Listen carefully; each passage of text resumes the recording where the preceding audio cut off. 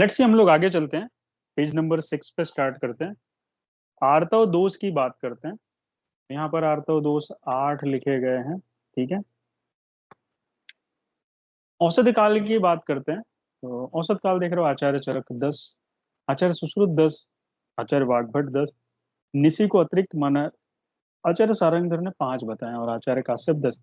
तो लगभग लगभग आप देखोगे ना, सारंगधर को छोड़ दो, ये आपको याद रखना सारंगधर का पूछता है। और आचार्य वाग्भट ने जो निसी अतिरिक्त माना है, आप सभी को पता है। तो निसी काल में औषधि किस विकारों में दी जाती है, मालूम है?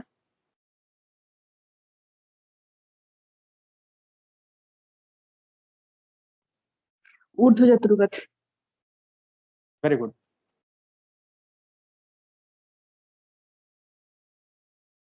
ठीक है, आचार्य वाग्भट कहते हैं ऊर्ध्व जत्रु विकारेषु। ठीक है। तो यहाँ पे वर्णन है ना, अष्टांग हृदय सूत्र 13 में इन औषध काल का वर्णन किया गया है। चरक चिकित्सा 30 में वर्णन है, बराबर है। और सुश्रुत की बात करोगे तो सुश्रुत उत्तर तंत्र 64th चैप्टर, 64वें अध्याय का नाम क्या है? जो लोगों ने उत्तर तंत्र पढ़ा, नाम बताओ।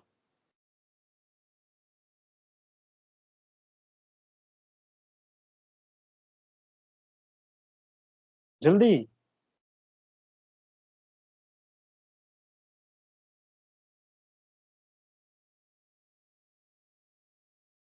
उत्तर तंत्र 64th अध्याय का नाम बताओ।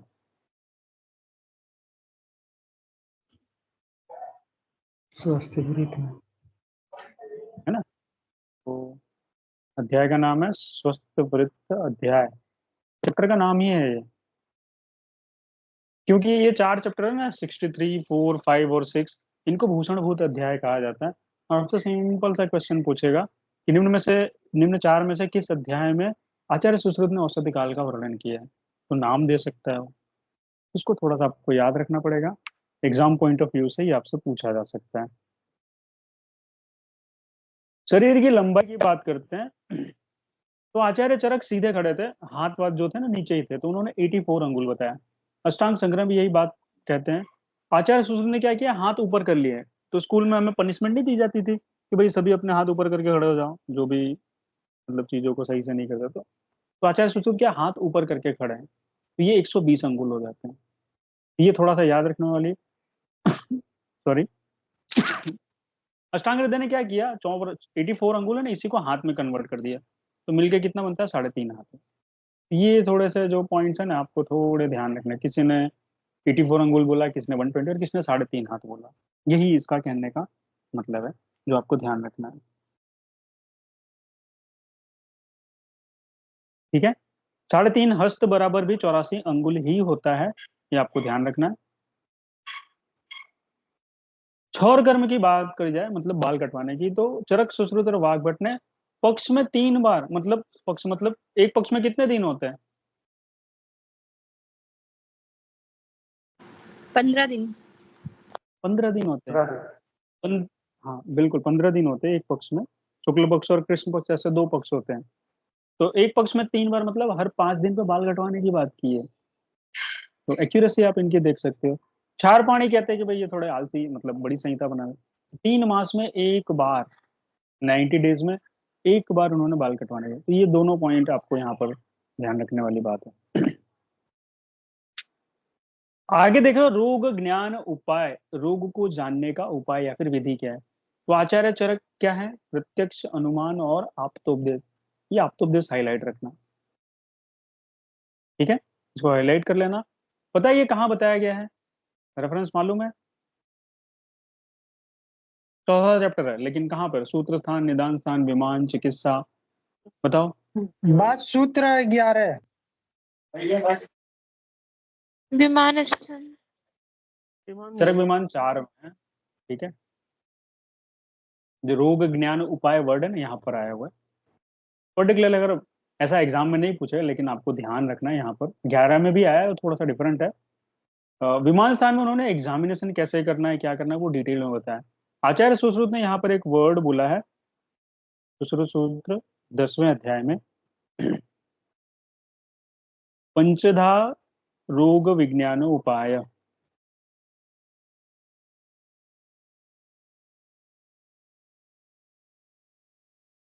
ये 5 क्या है? पंच श्रोत्राधिपि प्रश्नेश्च, ठीक है, ऐसा इन्होंने वर्णन किया हुआ है। इसको थोड़ा सा आपको ध्यान रखना है, जो यहाँ पर इन्होंने बताया पंच श्रोत्र और प्रश्न को इन्होंने क्या बोला हुआ है, ये रोग ज्ञान के उपाय हैं, ऐसा आचार्य सुश्रुत का कहना है। आगे चलते हम लोग यंत्र की संख्या की बात करते हैं। तो आचार्य सुश्रुत ने यंत्र 101 बोले, आचार्य सुश्रुत 16 कहते हैं, ठीक है। आचार्य सुश्रुत के अनुसार यंत्र के बारे में एक बेसिक आपको कोड बताता हूँ। हम लोग लिखते हैं यंत्र प्रगुदक, ये कोड है इसका, अकॉर्डिंग टू सुश्रुत है। हाँ, ये प्र का मतलब है प्रकार, ये 6, गु का मतलब है गुण, ये भी 6, 6 6, द का मतलब है दोष 12, और कर्म का क का मतलब है कर्म 24, 6 6 12 24, 6 6 12 24, यंत्र प्रगुदक, इसको हमने इस तरह से याद रखना है, ठीक है। ये इसका डिकोडिंग है, आप देखोगे तो एग्जाम में ये सारी चीजें पूछता है। ये तो ये एक बात। हम दूसरी बात देखते हैं। क्वेश्चन आपसे पूछता हूँ, प्रधान यंत्र कौन सा है? बस जल्दी हस्त। बस हस्त। बिल्कुल सही, अंकमुख। हस्त बस। प्रधान यंत्र हस्त। बस कंकु सही है, सॉरी। सही कंकमुख है। बस। देखो जल्दीबाजी में गलती प्रधानता करेंगे ना, मुख होता है बस। कंकमुख। बस है ना, प्रधानतम ये होता है, हस्त प्रधान है कंकमुख। बिल्कुल सही। यही आपको ध्यान रखना है, एग्जाम में इसी जल्दीबाजी में गड़बड़ होती है। प्रधान यंत्र क्या है? कंकु मुख है, इसकी लंबाई है 18 अंगुल, ठीक है। जबकि प्रधानतम यंत्र जो है ना, उस वो है हस्त, आपका हाथ। ये याद रखने वाली बात है। आप लोग, ये क्वेश्चन बहुत ही सिंपल है, आप सभी जान रहे हो, लेकिन फिर भी गलत होता है, ठीक है।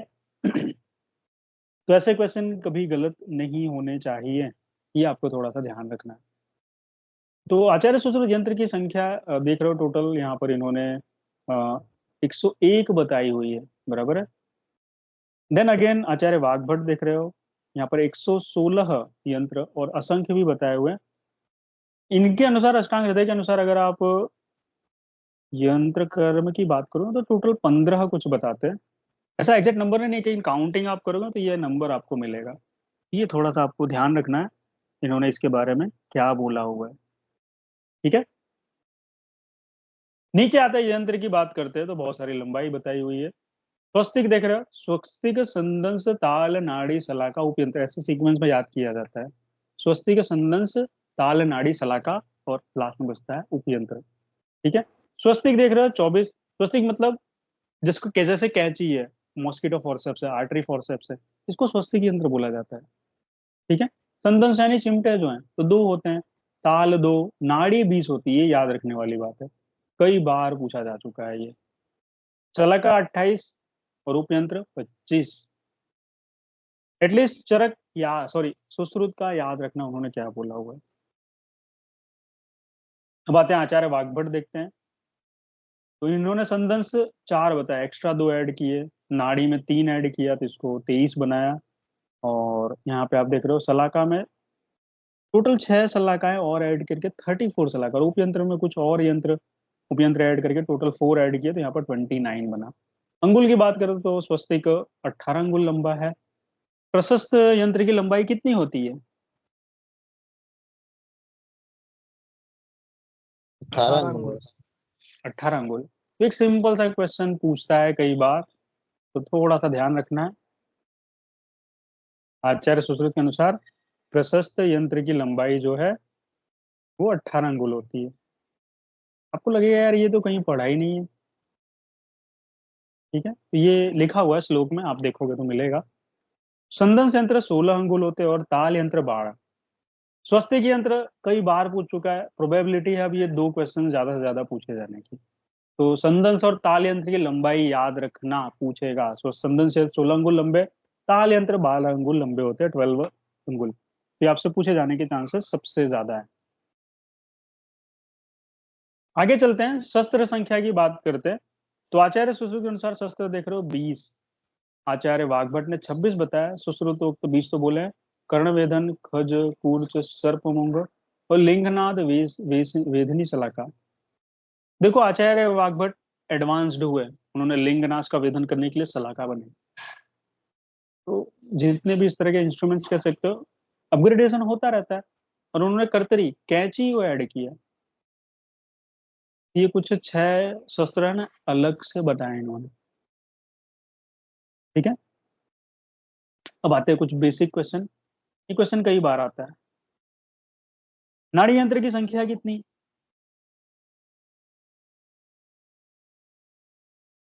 20। 20। आचार्य सुश्रुत ने नाड़ी यंत्र 20 बताया, आचार्य वाग्भट 23 है।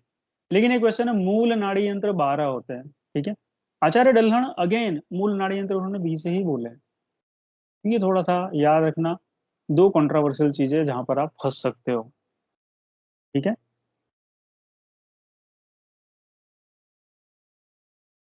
ए श्रेणी की बात करें जिसको हम लोग प्रोब कहते हैं, कहीं भी प्रोबिंग कुछ खोजना हो, आइडेंटिफाई करना हो, तो उसको प्रोब कहते हैं। ठीक है, तो आचार्य चरक के अनुसार जो ए श्रेणी है 2, आचार्य सुश्रुत ने 3 बताया। अणुशस्त्र की बात करें तो अणुशस्त्र में आप देख रहे हो आचार्य सुश्रुत 12, सॉरी 14, और आचार्य वाग्भट ने 12 बताया।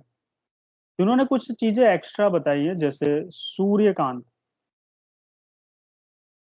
ठीक, कुछ चीजें रिमूव करके समुद्र फेन, कटल फिश बोन होता है समुद्र फेन, जिसका यूज जो है ना घर्षण के लिए, या फिर आप कह सकते हो रफ बनाने के लिए एरिया को, या फिर जिसको हम लोग कहते हैं ना लेखन, वहां पर यूज किया जाता है। तो उसको घूमो, ये 3 है ना अणुशस्त्र एक्स्ट्रा वर्णन किया है आचार्य वाग्भट ने, इसको ऐड कर लेना आप लोग। अष्टांग संग्रह ने भी एषणी की जो संख्या है ना, वो 2 ही मानी है, अकॉर्डिंग टू आचार्य चरक को ही उन्होंने फॉलो किया हुआ है। क्षार की बात करोगे तो क्षार आचार्य चरक 2 टाइप, पानी और प्रतिसारणी, और आचार्य सुश्रुत भी वही कहते हैं। पानी क्षार का मतलब क्या है मालूम है?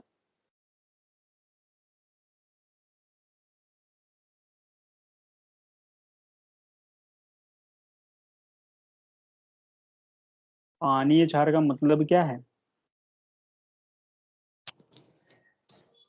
वो से इंटरनल एप्लीकेशन के लिए देते हैं ना, मुंह से देते हैं। हाँ, जिसको आप पी सकते हो। For hmm. एग्जाम्पल इनो, इनो क्या है? पानीय क्षार है। उसमें देखो यव क्षार और सज्जी क्षार है, वो पानीय क्षार हो गया। प्रतिसारणी मतलब जिसका आप लोकल एप्लीकेशन करते हो, कहीं पे इंजरी हुई है, कहीं पे वुंड हुआ है, जैसे कि अर्श पे लगाया जाता है, बराबर है, वो प्रतिसारणीय क्षार है, एप्लीकेशन में जो यूज होता है। हम लोग यहाँ पे नासा अर्श है ना, उसके लिए अपामार्ग क्षार का यूज करते हैं। ओके, तो नेजल स्पेक्युलम में क्या करते हैं, अपामार्ग क्षार लेते हैं, जितना रहता है उसका हार्डली मुझे लगता है वो 10 mg होगा क्वांटिटी, उतना लेके जो नेजल पॉलिप्स है ना उसके ऊपर लगा देते हैं, अप्लाई करते हैं। जो नेजल पॉलिप्स में तुरंत ही धीरे धीरे बर्न होकर अपने आप खत्म हो जाता है। ये प्रोसेस विद इन 5 मिनट में होती है पूरी की पूरी। प्रतिसारणी क्षार भी एक्सेलेंट काम करता है अगर आपको उसका एप्लीकेशन आता है तो, क्योंकि उसको बनाना एक टेक्निकल प्रोसेस है। तो क्षार 2, पानी और पानी मतलब इंटरनल इंजेक्शन, जिसको आप पी सकते हो, लाइक इनो, इनो में क्या है, सज्जी क्षार और यव क्षार है। प्रतिसारणी मतलब हम इसको कहते हैं एक्सटर्नल एप्लीकेशन।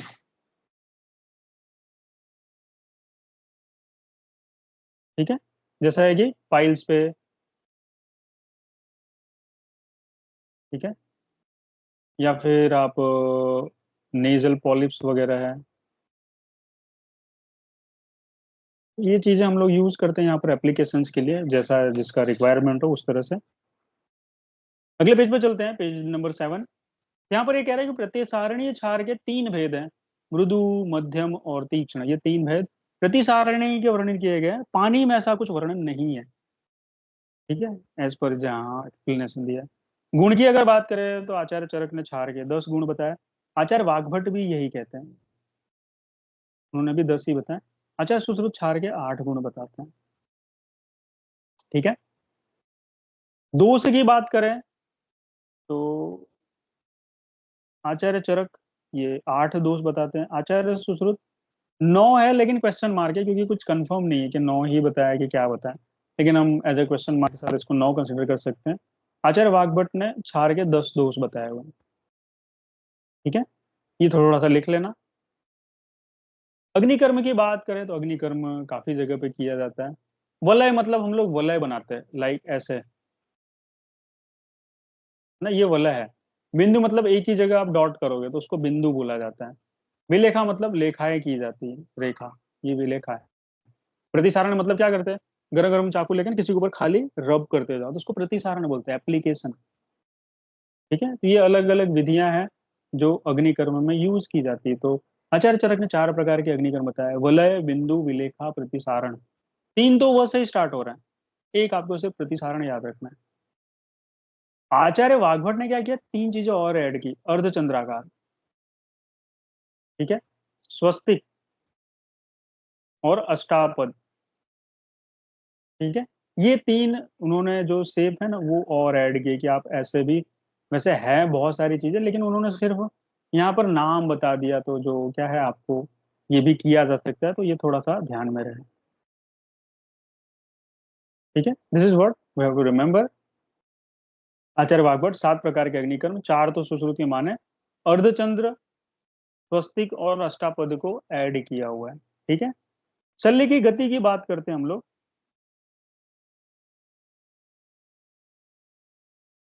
शल्य की गतियां देखो 5 बताई हुई हैं अष्टांग हृदय में, अष्टांग हृदय और सुश्रुत ने 5 बताई हुई है। अष्टांग संग्रह 3 मानते हैं, ये बात यहाँ भी लिखी है, तो हमने इसको पहले ही लिख लिया। अष्टांग हृदय और सुश्रुत शल्य की गति 5 मानते हैं और अष्टांग हृदय ने 3 गतियां बताई हुई हैं। इसकी डिटेलिंग में नहीं जा रहा। ऋतुकाल की बात करते हैं। ठीक है, ऋतुकाल का मतलब पता है आपको, ऋतुकाल और आर्तोकाल में क्या डिफरेंस है?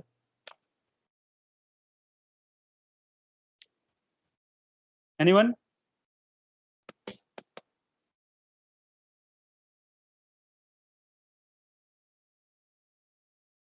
देखो आपको लग रहा है ना, स्टार्ट हो तो ऋतुकाल, और आर्तोकाल? ऋतुकाल मेंस्ट्रुएशन फेज बोलते हैं। फिर से बोलो। बात की 3 से 5 दिन उसमें आते हैं। तो ऋतुकाल क्या है?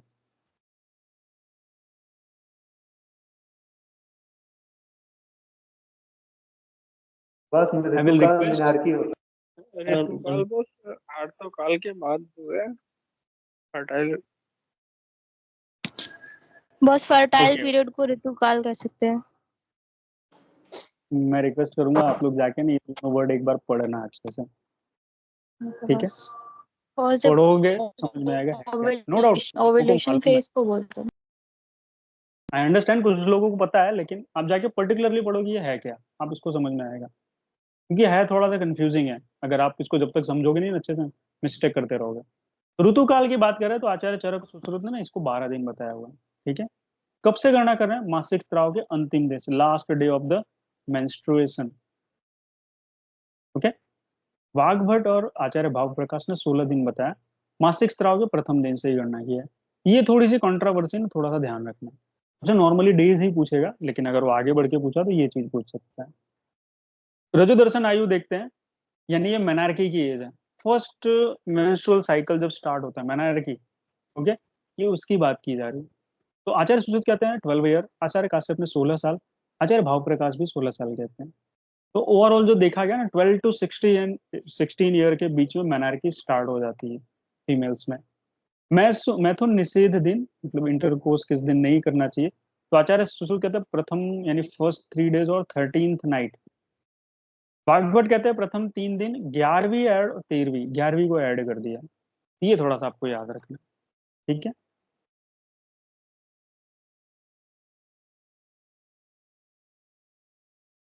एक मिनट, है यहाँ पे कुछ रजो दर्शन आयु में कुछ चीजें बता दूं मैं आपको। ये वाग्भट भाव प्रकाश ने भी 12 वर्ष ही माना हुआ है। पराशर, सॉरी यहाँ पर भाव प्रकाश है ना, ये इनके 2 वर्ड हैं, ये 10 साल भी मानते हैं और 12 साल भी मानते हैं। रजो दर्शन आयु, इनके 2 कंट्रोवर्शियल मतलब अलग अलग जगह 2 जगह वर्णन करते हैं भाव प्रकाश। 10 साल भी है, 12 साल भी है। आचार्य पराशर ने भी 10 साल ही माना हुआ है। ये थोड़ा सा लिख लेना, ठीक है। 16 नहीं है, वो 10 है, इसको सुधार लेना। बाकी भाव प्रकाश 12 साल भी कहते हैं। जिस तरह से आचार्य काश्यप ने 16 वर्ष रजो दर्शन आयु बोला है, इसी तरह से उन्होंने शुक्र संप्रवर्तन आयु भी 16 ईयर बोला है। शुक्र संप्रवर्तन आयु आचार्य काश्यप के अनुसार ये भी 16 ईयर है। ये लिख लेना आप लोग। अस्थि की संख्या की बात करते हैं, नंबर ऑफ बोन्स।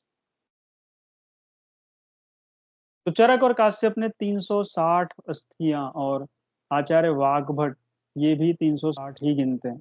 आचार्य सुश्रुत और भेल being a surgeon more specific more precise 300 बताई हुई है, ठीक है।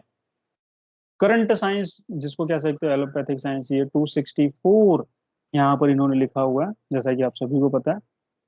शाखा में देख रहे हो यहाँ पर आचार्य सुश्रुत और भेल के अनुसार शाखा में 120, ग्रीवा में 63, और बाकी जो बच गई मतलब 117 वो मध्य शरीर में पाई जाती है। तो कोई भी दो याद रखोगे तो जो लास्ट 3 है ना वो आपको अपने आप याद आ जाएगा। तो 120, 117 और 63, ये हम एक फॉर्मेट यूज करते हैं कि भाई शाखा, मध्य शरीर और ऊर्ध्व चतुर में किस तरह से वर्णन किया गया। तो आयुर्विज्ञान और करंट साइंस यहाँ पर देख रहे हो 206 बताया गया। ये दो चीजें आपको देखनी, मेनली जो एग्जाम है ना आपसे ये आधुनिक विज्ञान के बारे में पूछेगा, ये 206 याद रखना, ठीक है। ये पर्टिकुलरली बोन्स है।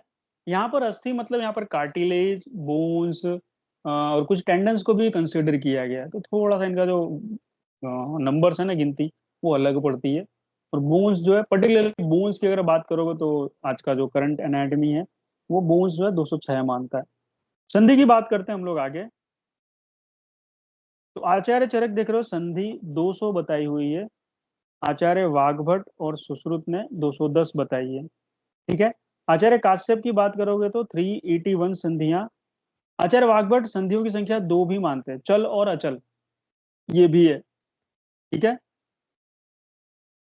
ये आचार्य सुश्रुत के अकॉर्डिंग है। अगर हम बात करें आप यहाँ पे देख सकते हो इन्होंने 68, 59, 83 ये नहीं, सबसे ज्यादा बार ये पूछा गया। हम लोग क्या याद करते हैं 68, 69, 83, जो भी हिंदी मीडियम वाले भाई वो गलती ये करते हैं। तो 68, 69, 83 की जगह पे ना 59 की जगह पे वो 69 लिख देते हैं एग्जाम में, और वो ऑप्शन पहला रहता है। तो याद रखना है शाखा में 68 बोन्स हैं, मध्य शरीर में 59 है, और ऊर्ध्व चतुर यानी ग्रीवा से ऊपर 83 है। क्वेश्चन आपसे ये पूछा जाएगा मध्य शरीर में संधि की संख्या बताओ, और आप सबसे ज्यादा इस क्वेश्चन को गलत करते हो। स्नायु की बात करते हैं। स्नायु आप यहाँ पर देख रहे हो, स्नायु चरक ने 900 बराबर है। नवशतानी स्नायु भवंती ऐसा लिखा हुआ है। तो शाखा में आप देख सकते हो हर शाखा में 150 गुणे 4 यानी 600 हो गई, मध्य शरीर 230 और बच गई 70, ग्रीवा से ऊर्ध्व 70 यानी 70 स्नायु बताया गया। पेशी 500 आचार्य सुश्रुत और चरक ने 400 मानी है। ये चरक वाला ने कई बार पूछा है तो हाईलाइट कर लेना। शाखा में 400 पेशियां हैं, मध्य शरीर 67 और ग्रीवा से ऊपर 33। ओके, ये बात आपको थोड़ी सी ध्यान रखनी पड़ेगी, ऐसे क्वेश्चन कई बार पूछा जा चुका है, ठीक है। तो इसको इस तरह से लिख लेना।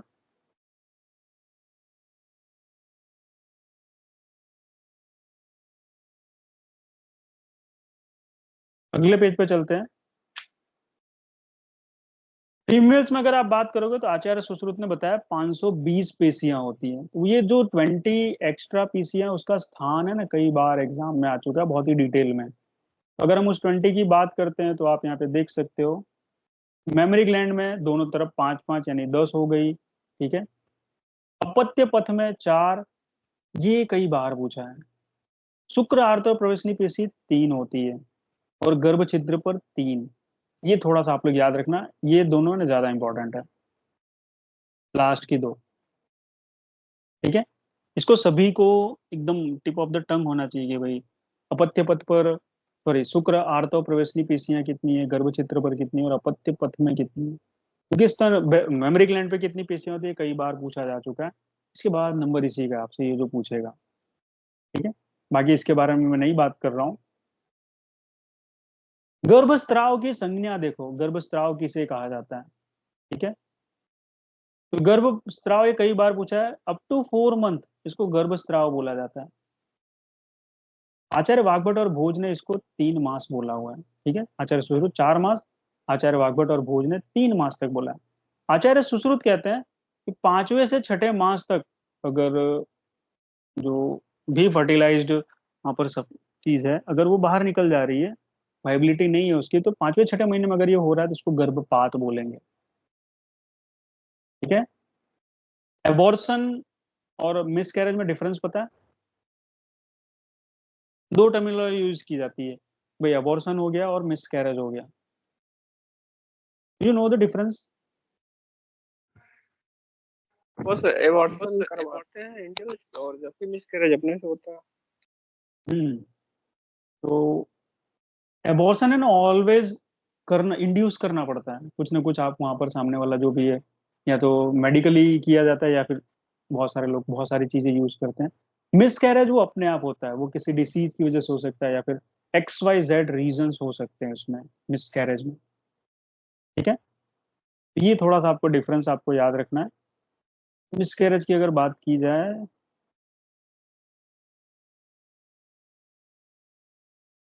तो 20th वीक तक, 20वें हफ्ते तक अगर गर्भ बाहर निकल जा रहा है तो उसको हम क्या बोलते हैं? मिसकैरेज।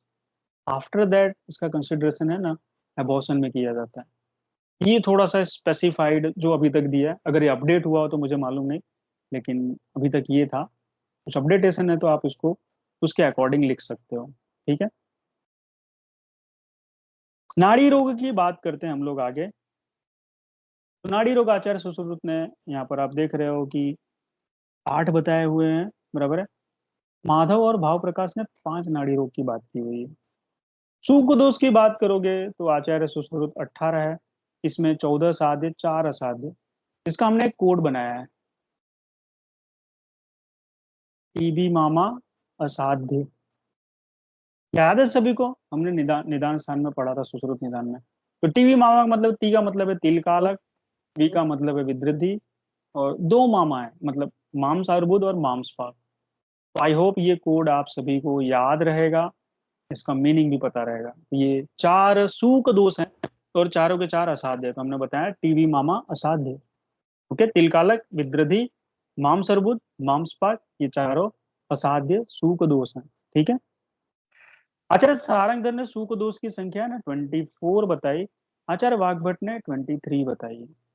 उसे नंबर ही आपको याद रखना, और ज्यादा दिमाग लगाने की जरूरत नहीं है यहाँ पर। क्षुद्र रोग के वर्णन करेगा अगर बात करें तो आचार्य चरक ने क्षुद्र रोग का वर्णन ही नहीं किया, क्यों ना?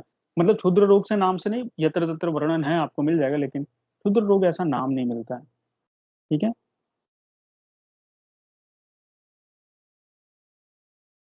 नीचे देख रहे हो आचार्य सुश्रुत 44, आचार्य माधव 43, आचार्य वाग्भट 36, और सारंगधर ने, ये सबसे ज्यादा इन्होंने को याद रखना, आचार्य सारंगधर ने 60 क्षुद्र रोगों की संख्या बताई हुई है, ठीक है। तो एक सीक्वेंस हमें जाना है, वाग्भट सबसे पहले, फिर माधव, फिर सुश्रुत, फिर सारंगधर। 36, 43, 44, 60, ये क्या है? क्षुद्र रोगों की संख्या है अकॉर्डिंग टू वाग्भट, माधव, सुश्रुत और सारंगधर।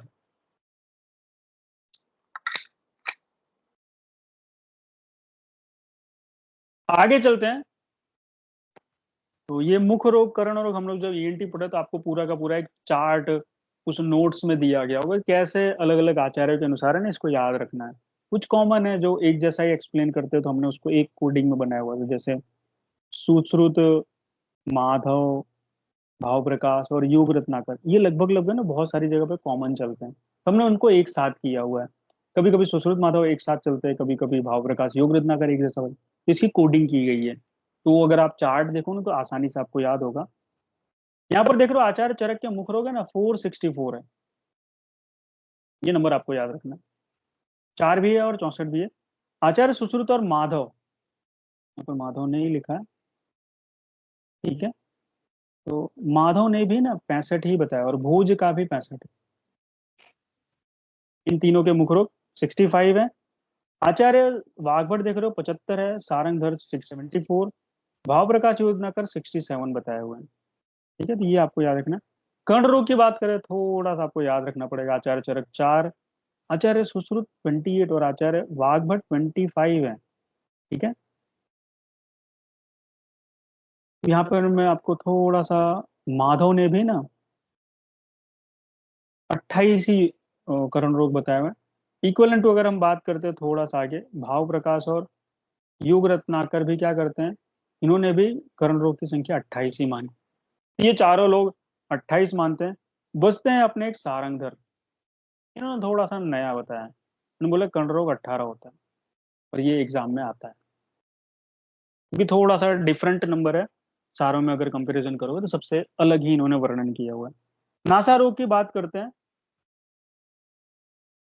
तो आचार्य चरक नासा रोग 4, सुश्रुत के 31, वाघभट 18 बताया गया। तो वाघभट और सारंगधर दोनों के नासा रोग 18 हैं। आचार्य माधव ने सुश्रुत को अगेन फॉलो किया। मैंने आपको बताया था कि भाई सब कहते हैं निदान में माधव श्रेष्ठ है, नहीं, माधव ने मोस्ट ऑफ जगह आचार्य सुश्रुत को ही कॉपी किया है। कुछ भी बेस्ट नहीं उनका, उन्होंने एक दो चैप्टर, वो भी उनके शिष्यों ने लिखा हुआ है। विजय रक्षित और जो अरुण दत्त है ना वहां पर, उन्होंने लिखे हुए हैं। सॉरी, विजय रक्षित है, अरुण दत्त नहीं है। तो इन लोगों ने वहां पर चैप्टर्स लिखे हुए हैं, तो वो थोड़ा सा ध्यान रखना है। योग रत्नाकर और भाव प्रकाश की अगर आप बात करते हो यहाँ पर, ठीक है, तो आप देख सकते हो यहाँ पर इन्होंने 34 नासा रोग बताए हुए। नेत्र रोग देख रहे हो आगे, आचार्य चरक 4 एंड 96, ये सबसे ज्यादा याद रखना है आपको।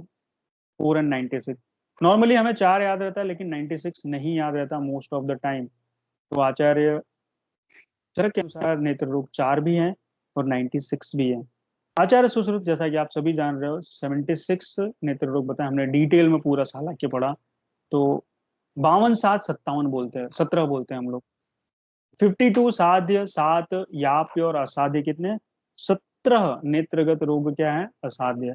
उसका बाकी सबका आपको क्लेरिफिकेशन पता है, कहाँ 10 10 13 16 25 है, वो सब नंबर उसकी डिटेलिंग में नहीं कर रहा हूँ। अगेन आप देख रहे हो आचार्य सारंगधर और वाघभट ने नेत्र रोग 94 माने, माधव 78 जाते हैं यहाँ पर।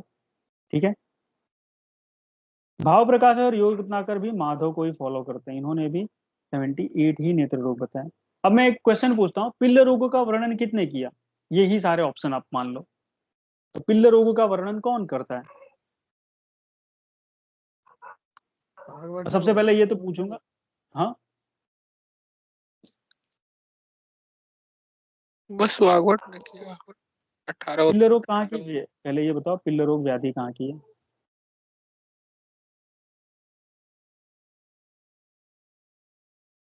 बस नेत्र।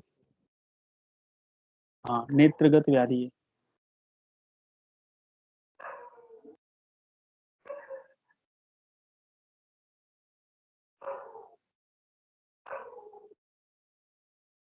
हम लोगों ने साला के पढ़ते टाइम ये पॉइंट देखा था। 18 पिल्ल रोग जो कि नेत्रगत व्याधि है, आचार्य वाघभट ने इसका वर्णन किया हुआ है। ये आप थोड़ा ध्यान रखोगे। नेत्र मंडल की बात करते हैं तो अगेन ये सारी चीजें रिपीट हो रही है यहाँ पर। आचार्य सुश्रुत ने 5 नेत्र मंडल, आचार्य वाघभट 4 मानते हैं।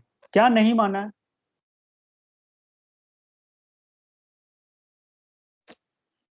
बस पश्चिम नहीं माना है, पश्चिम मंडल। हाँ, पक्ष मंडल को कंसीडर नहीं किया है।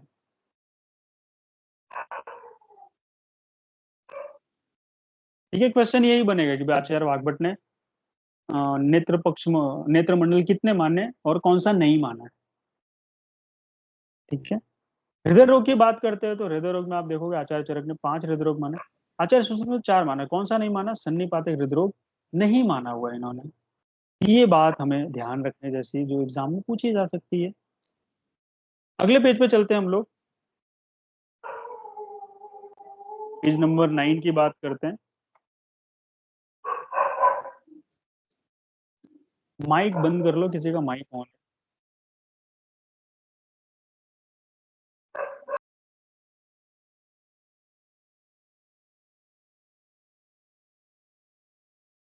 तो मध्य यहाँ पर वर्णन किया, मध्य में जाने से पहले मदात्य की बात करूंगा। तो आचार्य वाघभट्ट और सारंगधर ने मदात्य के ना 4 भेद बताए हुए हैं। ठीक है, इसको लिख लेना, 4 भेद मदात्य के। मूर्छा में आते हैं, तो मूर्छा में दोष बताओ पहले, फिर मैं आगे बढ़ता हूँ।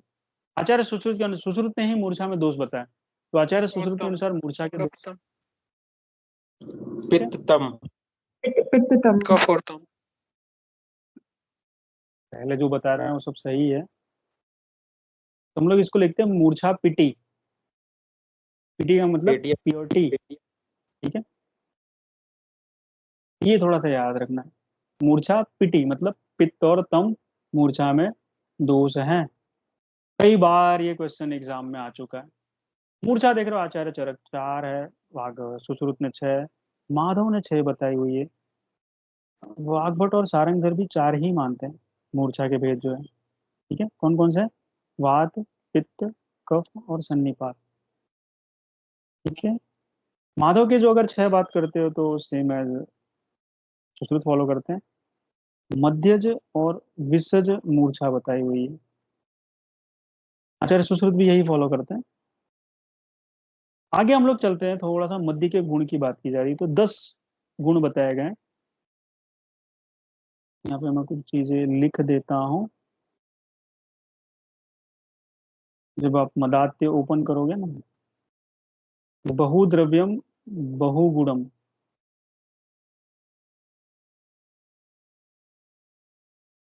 बहुकर्मम। अष्टांग हृदय ने सूत्र स्थान 2 में औषधि के बारे में कुछ लिखा है, याद है किसी को?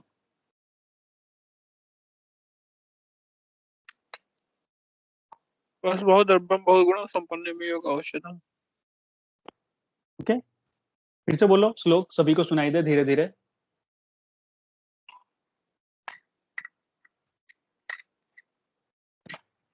बहुत द्रव्यम बहुगुण संपन्नम योग औषधम। बहुद्रव्य में है, बहुकल्पम है? ये वो बहुकल्पम है वो। जी वो हम्म, स्कल बहुत सारी कल्पनाएं की जा सकती है, जैसे स्वरस भी बना सको, फांट बना सको, चूर्ण बना सको, ठीक है, कल्क बना सको, ये उसका मीनिंग है। वो मैं इसलिए याद कर रहा हूँ क्योंकि अगर वो क्वेश्चन आपको याद है तो आप गलत नहीं करोगे, क्योंकि आपके माइंड में मोस्ट ऑफ टाइम वही घूमता है। ये भूल के भी एग्जाम में नहीं याद आता यार, ये मध्य की बात है। अगर यही रख देना पहला ऑप्शन, अगर औषधि, मैं 100% कहता हूँ ज्यादातर लोग औषधि मार के आएंगे, मध्य के बारे में सोच भी नहीं सकते। ठीक है, ये याद रखने वाली बात है, एग्जाम में पूछता है। ठीक है, तो 10 गुण इन्होंने बताए हुए हैं। मदात, ये जब आप चिकित्सा स्थान पढ़ो तो वहां पर बहुत सारी चीजें हैं। आचार्य सुश्रुत ने मध्य के 8 गुण बताए, वाग्भट 10 बताते हैं। ठीक है, आचार्य चरक ने इसके बारे में एक लाइन और बताई है, वो मैं लिख देता हूँ, क्योंकि मदात ये बहुत ही इंपॉर्टेंट चैप्टर और काफी सारे क्वेश्चन वहां से निकल के आते हैं। ये लाइन लिख लेना, अयुक्ति युक्तम रोगाय,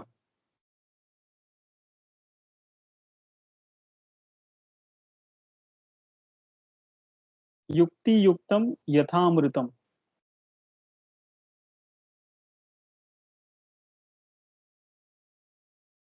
इसका ऑप्शन पता है क्या रखता है? मध्य, विष, रसायन या सभी, ऐसा ऑप्शन देखने को मिलता है। ठीक है, तो ये मध्य के लिए बोला गया है। ठीक है, दिस इज ऑल अबाउट मध्य। ये आचार्य चरक के कथन है मध्य के बारे में। तो बिना समझे सोचे यूज करोगे तो रोग उत्पन्न होगा, और युक्ति पूर्वक करोगे तो अमृत के समान काम करेगा मध्य। नेक्स्ट हम लोग चलते हैं आगे। ये लिख लिया सभी ने?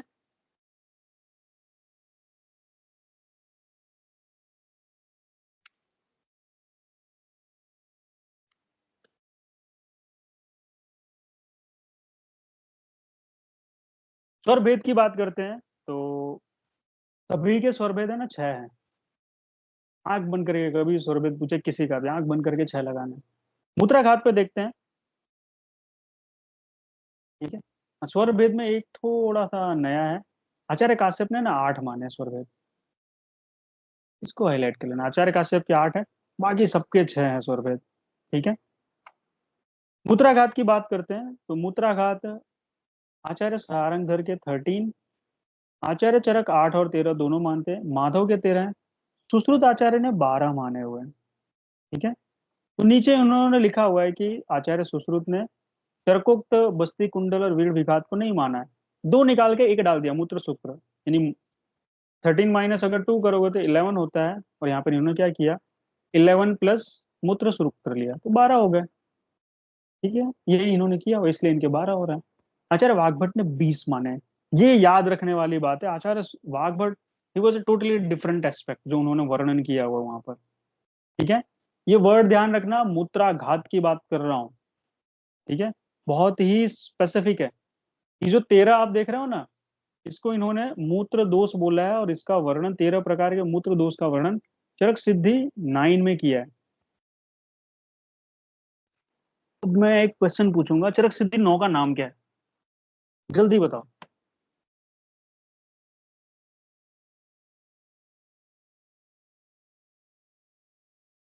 इसमें टाइम नहीं लगना चाहिए।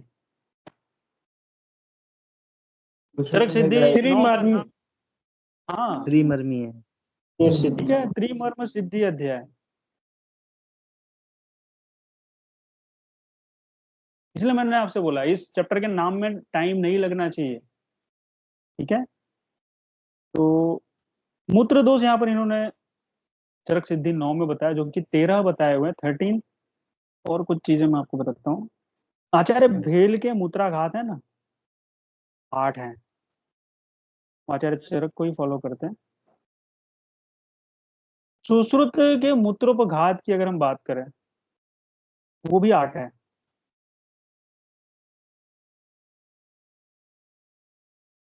मूत्राघात और मूत्रोपघात अलग अलग वर्ड यूज किए हुए इन्होंने। नीचे चलते हैं हम लोग, तंत्र युक्ति देखते हैं।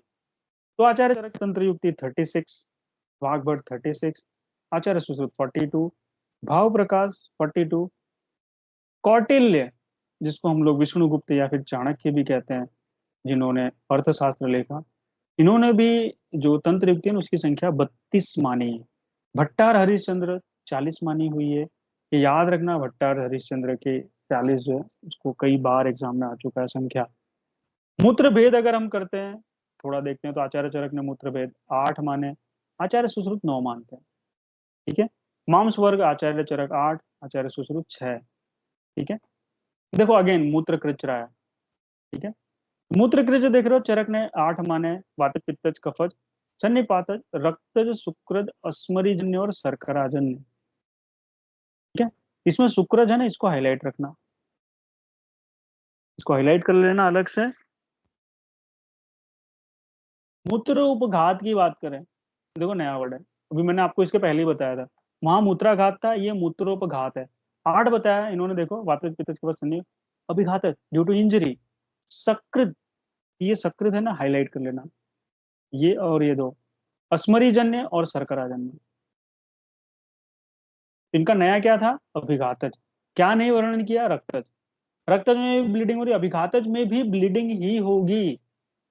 क्या वर्णन नहीं किया, तो शुक्रज यहाँ पर आप कह सकते हो वर्णन नहीं किया। दोनों डिफरेंट है, मूत्रकृच और मूत्रोपघात, लेकिन लोग इसको कंपैरिजन करते हैं क्योंकि वर्णन एक जैसा है टाइप्स के रिलेशन में अगर हम बात करते हैं तो। ठीक है, तो आचार्य सुश्रुत मूत्र उपघात में अभिघातज, सकृतजन्य, अस्मरी और शर्कराजन्य मूत्रोपघात का वर्णन है। जबकि मूत्रकृच्र की बात करोगे तो आचार्य चरक ने उसमें 4 जो दोषज है, साथ में रक्तज, अस्मरीजन्य, शर्कराजन्य और शुक्रज मूत्रकृच्र का वर्णन किया है, जो कि थोड़ा सा नया है, ये आपसे एग्जाम में पूछा जा सकता है। बहिर्मुख स्रोतस की अगर हम बात करते हैं, ठीक है, तो आचार्य सुश्रुत ने 9 मेल्स में बताया है और 12 फीमेल में बताया है। 2 स्तन और एक अपत्य पथ मिला के 9 + 3 12 हो जाता है, ये आपको थोड़ा सा ध्यान रखना है। आचार्य चरक ने ना अंतर्मुखी स्रोतस 13 बताए, क्वेश्चन कई बार आता है। आचार्य चरक के अनुसार अंतर्मुखी स्रोतस की संख्या बताओ, 13। ठीक, यहाँ मैंने आपको बताया ये जो 12 है, इसमें 9 प्लस तन्य वह जो कि 2 हो जाते हैं, और एक आर्तव वह, कुल मिला के हो जाता है 12। सारंगधर ने देख सकते हो यहाँ पर 10 पुरुषों में और स्त्रियों में 13 बताया हुआ है। आचार्य काश्यप की अगर आप बात करोगे तो वो थोड़ा सा आगे चलते दो प्रकार के स्रोतस बताए। फर्स्ट वन इज महत, जो कि 9 है। इसको आप 7+2 कह सकते हो, ठीक है। और सूक्ष्म स्रोतस अगर हम बात करते हैं, इन्होंने नाभि और रोमकूप को सूक्ष्म स्रोतस में कंसिडर किया है। ये थोड़ा सा इनका नया है वर्णन, जो इनकी शैली है उसके अकॉर्डिंग अगर हम बात करते हैं सूक्ष्म स्रोतस। ओके, मध्य की अवस्थाएं आगे चलते हैं हम लोग। तो मध्य की अवस्था में आप देख रहे हो आचार्य चरक और सुश्रुत मध्य की 3 अवस्थाएं बताएं। वाग्भट भी इनको फॉलो करते हैं। आचार्य माधव थोड़ा सा आगे निकले, इन्होंने 4 मध्य की अवस्थाएं बताई हुई हैं। लेकिन आचार्य चरक और वाग्भट एक नई लाइन कह जाते हैं, जो इन्होंने थोड़ा सा रूट से हटते हैं। ये कहते हैं दूसरे और तीसरे जो अवस्था है इन दोनों के बीच, बराबर है, मध्यांतर अवस्था कहिए।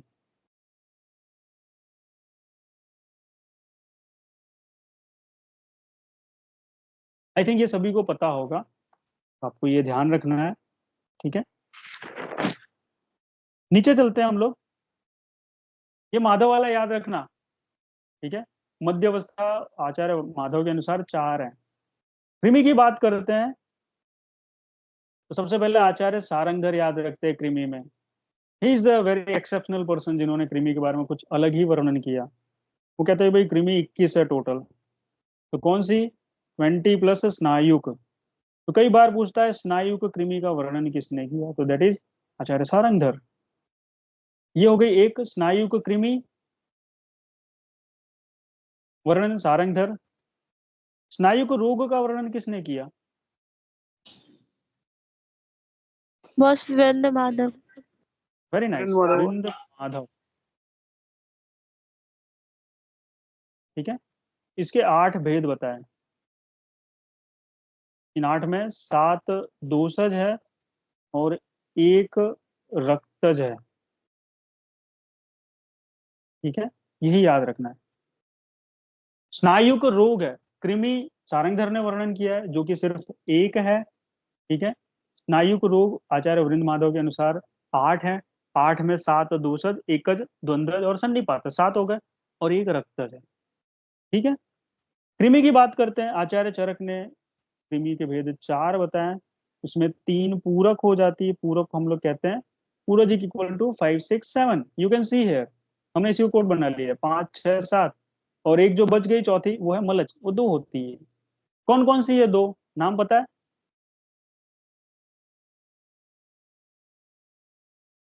बस यूका पिपीलिका। यूका और बॉस पिपलिका। यूका और पिपीलिका, वेरी नाइस।